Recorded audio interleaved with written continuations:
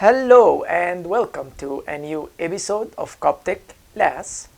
In today's lecture, we're going to wrap up the Greek and Coptic discussion and we'll discuss one more reason why you should know if a word is of Greek versus Coptic origin. It turns out that there is a couple of double vowel rules that actually would change the pronunciation of the word if the word is of Greek origin. So beside the three letters we talked about, ki, tav, and sima, there is also a bunch of vowel combinations that if you see them together in a Greek word, they will actually make a different pronunciation than if that combination appeared in a Coptic word. And this is not a new concept. If you go way back in time when we talked about the omicron and epsilon, that was an example of a double vowel rules. Omicron by itself is a vowel, which makes an O sound. Epsilon by itself is a vowel that makes I or V sound. However, when you combine the omicron and epsilon together, the omicron becomes an O and the epsilon becomes a U. Not an I, not a V. It just makes one vowel sound OU. This was our first exposure to what we call double vowel rules. And this double vowel rule applies for both Coptic and Greek. This is why we could cover it early. Now, there is three more double vowel rules. They're listed here. And those we could not cover when we cover the omicron and epsilon because I had to wait until we go through the Greek versus Coptic discussion, because those three double vowel rules only apply for words of Greek origin. So if it's Coptic, you don't have to remember those.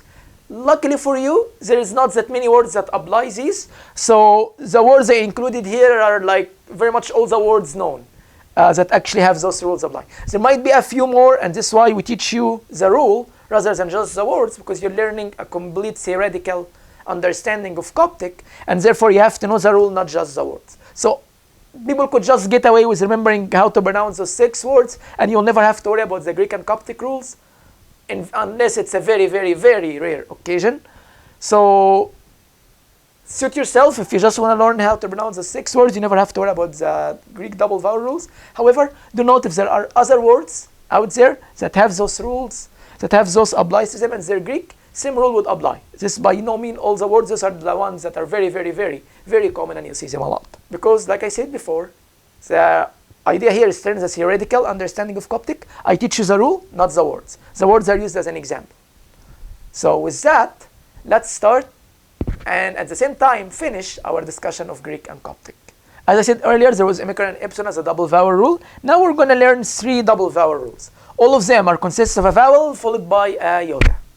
So there is alpha followed by iota, E followed by iota, and omicron followed by iota. Those are your 3. These are alpha followed by iota, E followed by iota, or omicron followed by iota. Now, from what we learned so far, ignore if the word is Greek, ignore that there is something called double vowel rules. You know that the alpha would always make an A, iota, because it's preceded by a vowel. I don't even need to look at what's after it. Preceded or followed, it will be a Y. So it will always be AY. True, unless this word is Greek, in which case it will no longer be AY, but rather an E only. Why can you just put an E and call it good? I don't know. This is how Greek works. So, therefore, you have to learn the rule. AY is wrong. The correct way is E. And let's get 2 example words. So, first, this word, we know it's Greek because it has delta. And remember, delta, if it appears in a word, according to Greek R1, it must be a Greek word. On ending is Greek R5. So Greek R5, if the word is not a verb, if it's noun, adjective, or adverb, and it ends with on, according to R5, it will be Greek. Those are 2 hints that this is Greek. And we got the double vowel right there. That is just double underlined with Greek. So this has all the making of a Greek word, therefore we're going to apply the Greek rule. Delta, if it's not a proper noun, it's TH, as in this. Alpha would be an A, iota would be a Y, but remember this is Greek word because it applies R1 and R5, therefore we're just going to put an E for those 2. So those 2 will be combined as E. Then me makes an M sound, and then ON, and we get Zimon. So not Zymon, Zimon. Another word is this one. Again, this is Greek because it applies R5 for noun, adverb, and adjective that have this ending OC. It tells you that the word is of Greek origin, and it has the A, the alpha, and iota, which should not make an AY sound, but rather an E, because this is Greek word. and therefore when we pronounce this, kappa is a K. Alpha and iota together make an E sound because this is Greek noun. Rho makes an R, omicron makes an O, Sima makes an S. Kyros. Next double vowel rule. You see A and iota, or E and iota. You would make an EY sound because iota is preceded by a vowel again, so to make a Y. But if the word is of Greek origin, this will no longer be the case, and both of them will just make an I sound. Why can't you just put a iota or an epsilon? This is how Greek works, and you have to learn the rule as is. Here, we got the delta as well, which according to Greek R1 means this word is Greek. And we also got the starting, any word that starts with ep, it's a Greek word. Therefore, this one has two things happening for it to say it's Greek. And it also got the double vowel for E and iota. Therefore, this will make an I sound for those two letters. So, let's pronounce it. E is an E, B is a B, heavy B. E and iota together combination in Greek, it makes an I. Delta, like I said before, if it's not a proper noun, it's TH. And then eta is 2. If we look at this one, according to the dictionary, it's Greek. So it will not apply any of the rules we know about, but it's Greek because of the dictionary says so. And therefore it has, if it has E and iota together, so you'll make an I sound because it's a Greek word. So start with an I, rho is an R.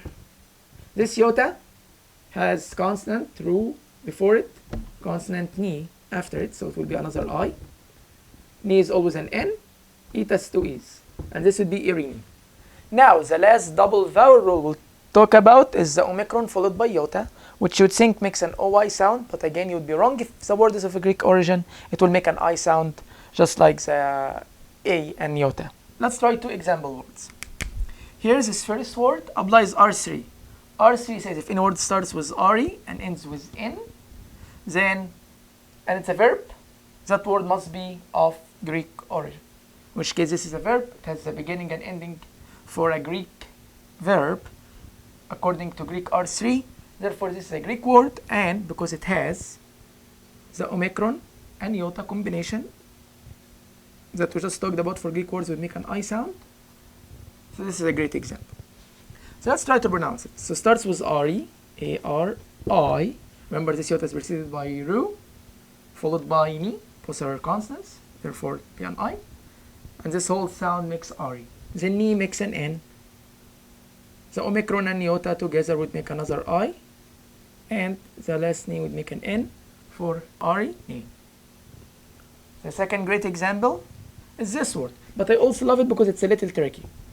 If we look at the word using the rules we've learned, we'll find that met, if it appears anywhere in a word, it must be Coptic, according to Coptic R2. At the same time, this word ends with iota and alpha, which according to Greek R5, it would make this a Greek word.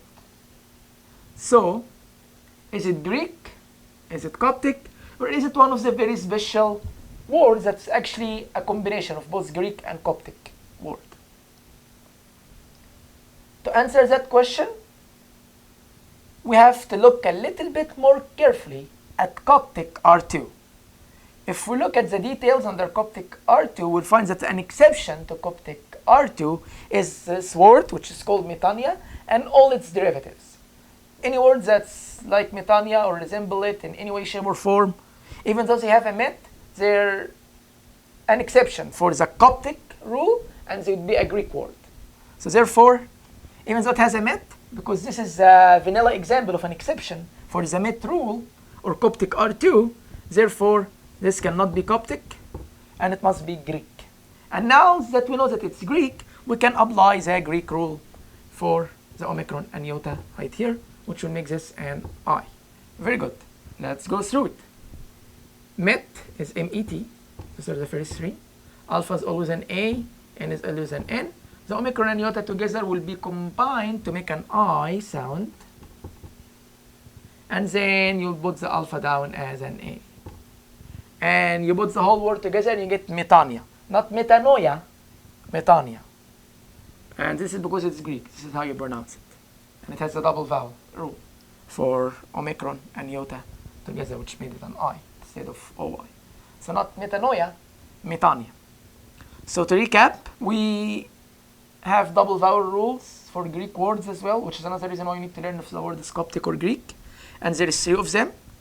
Alpha and iota together will not make an AY, but will make an E sound, as in the word Zemon and Kyros. A and iota would not make an EY sound in Greek words, but rather an I. And the good example word is Ebize and Irene.